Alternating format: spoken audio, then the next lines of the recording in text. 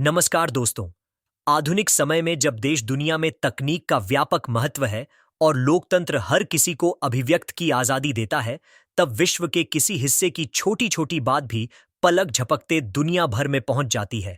और जब कुछ शख्सियतें अपने देश की बातें यदि विदेशी धरती पर करें, तो उसे पर विवाद या यूं कहें कि चर्चा स्वाभाविक है।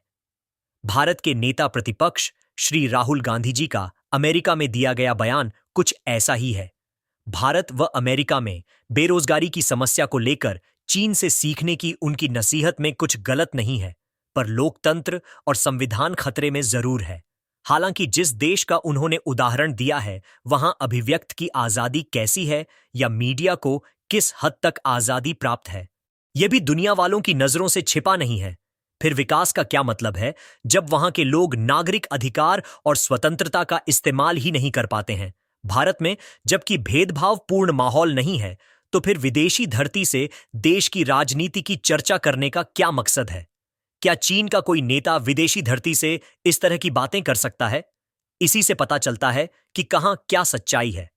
नेता प्रतिपक्ष को बोलने पर पहले पर्याप्त चिंतन कर लेना चाहिए था। नेता प्रतिपक्ष श्री राहुल गांधी द्वारा अमेरिका में बेरोजगारी के सवाल पर चीन से सीखने का जिक्र किए जाने पर यहां भारत में तूफान मच गया है। उनके बयान के आधार पर उन्हें देशद्रोही तक की संज्ञा दी जा रही है। 2 दिन पहले ही मैं टीवी पर एक बड़े प्रोफेसर के साथ न्यूज एंकर की चर्चा देख रहा था। उसमें कहा गया कि चीन, जर्मनी, जापान विकास और रोजगार में आगे इसलिए है क्योंकि वहां रिसर्च जैसे कामों पर टैक्स नहीं लगता, मगर अपने देश में तो इन कामों के लिए जीएसटी कम करने पर ही वाहवाही लूट ली जाती है। जब हालात यह हो तो शिक्षा की तस्वीर सुधरे। कैसे रही बात देशद्रोह की, तो जब नरेंद्र मोदी जी के प्रधानमंत्री बनने की भविष्यवाणी अमेरिका में की गई थी, तब वह क्या था? क्या यह घरेलू राजनीति की विदेश में चर्चा न थी? हमें समग्रता में सब कुछ सोचना चाहिए। बेरोजगारी की समस्या या महंगाई और भ्रष्टाचार के बारे में किसी मंच पर चर्चा करना राष्ट्रद्रोह की श्रेणी में नहीं आ सकता। इसके विरोध में बोलने वाले ही असल देशद्रोही हो सकते हैं। ऐसे लोगों को अपने आचरण पर गौर करना चाहिए। एक बात और बता दें, नेता प्रतिपक्ष श्री राहुल गांधी की पहली बार अमेरिका पहुंचे, देश के हालात सामने रखें और बताया कि किस तरह यहां का तंत्र काम कर रहा है। उन्होंने यह भी कहा कि हमें किनसे क्या सीखना चाहिए। जब देश का संविधान दुनिया भर की अच्छी बातों को लेकर बना है, तब भला यहां का तंत्र क्यों नहीं दुनिया भर की अच्छी बातों का अनुसरण करके चलना चाहिए? इसमें गलत क्या है?